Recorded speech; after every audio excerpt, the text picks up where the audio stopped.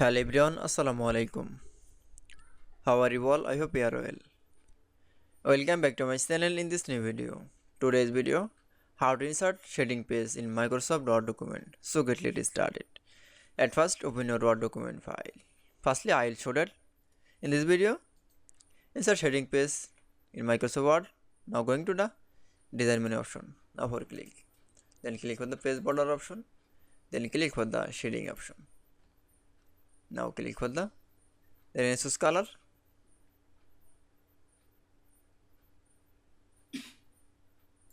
Now for select, then style. Now select from the 12.5%.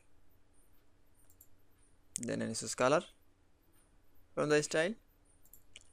That's it. Now click for the OK. That's it. Now shading page is the formula. Now for text.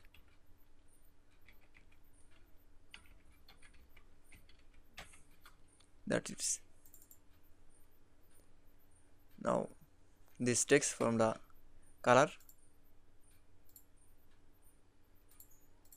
That's it. Then I show insert shading page in Microsoft Word document is very easily. I hope you enjoyed the video. Please like, comment, share and subscribe my channel. Thanks for watching my video.